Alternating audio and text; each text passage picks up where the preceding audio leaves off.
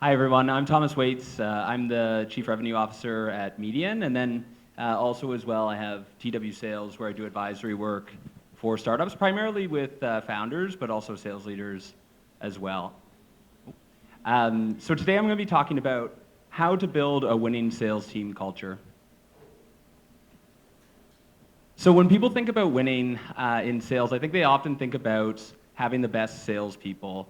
However, I think that winning is based on creating a system and a culture where any salesperson with the right mindset and behavior can be exceptional. And so, I guess this is my credibility, these two LinkedIn posts of my own that I put up here. So on the left there, we've got when I first joined Together, my first 6 months, we were just acquired at the end of last year. You can see we went on an absolute tear, and we've done the same at Median as well since I've joined as CRO. And this is something that I think that all sales teams can do, but they don't. And I think it's because that they focus on the wrong things. And so tonight we're going to be going through a few different things that you can do to instill a really exceptional sales culture. So the first principle is we all win together. I love these photos of my various teams. Most sales teams, I think, are structured to prioritize the individual over the collective. And what that results in is it being impossible to create something that's greater than the sum of the parts. And so you also see things that are sort of like that cliche SaaS sales culture where you have AEs looking down on BDRs, you have toxic competition, you have egos, stuff like that. Even something that's like a norm in SaaS sales, which would be President's Club, where it's like the top performers get to go enjoy something together, and then everybody else watches. To me, that is the like the antithesis of team building. And so what we do with my teams, I would advocate that other sales teams do as well, is set big team targets with outrageous team rewards, as you can see. We went to the Stampede this year, the Median team. It was a lot of fun. And what happens is that we either all go together and we all celebrate together, or nobody goes. And so what ends up happening when you do stuff like that is that the culture then starts to circle around the team target as opposed to people being obsessed with their individual targets. And then people end up all cheering for themselves, cheering for each other rather, and then what happens is that success, rather than being like a finite sort of pie, it becomes something that's growing and something that people are really excited about. The next would be belief over pressure. And so this is a mistake that I used to make, which was really, really pressuring my salespeople. And I didn't realize it at the time, but effectively what I was doing was I was treating my salespeople like they didn't want to win already. And I see a lot of sales leaders doing this as well. And so it's really important, I think, to know that salespeople are hardwired to want to win. They're inherently a very competitive group, and so you should treat them as such. And so what I've learned, I guess, through years of leading sales is that my job isn't to pressure the sellers, it's to believe in them and it's to support them. And people act how you treat them. And so if you treat your sellers like they're winners, then they're going to go out and win. But if you treat them like they're losers, then you shouldn't be surprised when they play like it. This is, okay. So I love vanity metrics. This is number 3. So I think they get a bad rap. I was looking up stuff on vanity metrics before this, and everything that I looked up said bad things about vanity metrics, so maybe this is controversial. And I also love tattoo bets as well. And so, and then when you combine the two of them, it's something really powerful. So the first one there, my sales team at Together, we all had a tattoo bet going where when we hit, I see some shocked faces, okay. You don't have to do this if you don't want to win, I guess. And so we set this tattoo bet for 100 million in ARR. When we hit it, we'd all get these tattoos. Anyway, one of my SDRs was super excited about this. The next week, he went out and got our company logo tattooed on his ankle, as you can see there. We were nowhere close to 100 million, but he was very excited. On the right, that's me. And so I won or lost a tattoo bet, depending on how you think about it. I think I won. It was for selling our largest deal ever in company history. I sold all 40,000 employees at Warner Brothers, and I got that bold tattoo. And so stuff like this is like really silly, obviously, but it creates something that's really, really powerful, and it ends up energizing not just the sales team, but also the company. And so what you see there on my left shoulder blade is a fake together tattoo. Our marketing team ended up creating fake together tattoos for everybody, and then everybody had them on each other at the offsite. Everyone was pretty fired up about this.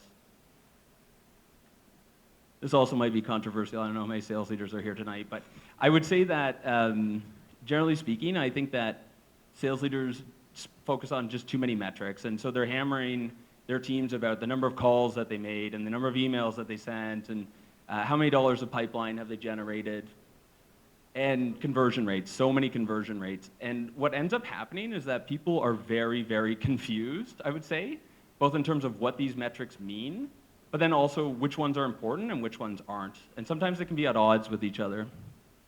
And so what I would advocate for is something that's really, really simple and just having 4 metrics that matter. So these are the 4 that I track, and we track them very closely, of course, they're important, but just close won revenue, discounted forecast, a retention metric, so it could be NRR, GDR, something like that, logo retention, and a top of funnel metric. And so it depends on what your sales process is, but I would say probably discovery call SAT or demo call SAT. And what happens is then, one, your sellers actually understand what the metrics mean. Like, it is so hard for my AEs to understand discounted forecasting when we only have 4 metrics, that I can only imagine that if we had like 20 or whatever people are doing, people don't really understand these. And then the other thing is that people become very, very locked in and very focused on this. And so when people are focusing their energy on just a few things, achieving them becomes much more inevitable. John, you're nodding your head. I like that. That's good. Good. And then lastly would be promotion criteria. So once again, I would say that at most companies, I think that this is pretty confusing to a lot of people, and whether real or perceived, people feel like promotions are subjective. So it's like, does my manager like me? It's like vague, like matrix competencies that people are looking at, those sorts of things. And it's really demotivating to people, because it's like, well, if I pour myself into my work, am I going to be promoted? And people don't know, right? And so what I try to do, and I would advocate for the same, would be something that's really, really simple for your team to understand and really, really motivating. And so we just have 2 things. This is from a slide that I presented to my last team. The first one was crush your target. I always put the asterisk of consistently, because I used to just say crush your target, and then sellers would have a great month, and then they'd hit me up for a promotion. So consistently is important.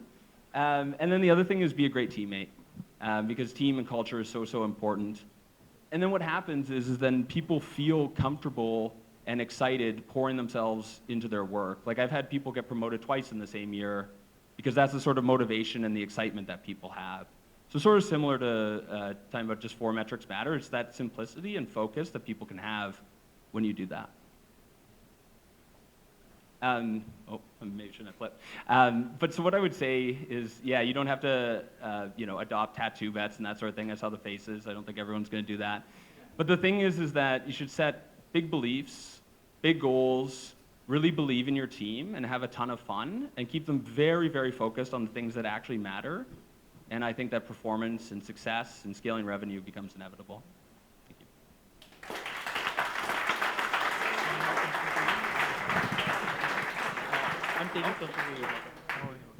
Any questions? Yeah, okay. Go to you first, and then over here. Hello, thanks, Thomas. Quick question. So on the topic of go-to-market strategy and stuff like that, I was recently working with a company that had an interesting problem. I'd be curious to know your thoughts. When you have situations where you have to perform a go-to-market strategy where you don't have a good scale for your customer base, so like there's not a lot of customers out there, there's some customers, they're really well-paying customers, but it's a very limited pool. So their BDRs, their research, like it can only go so far.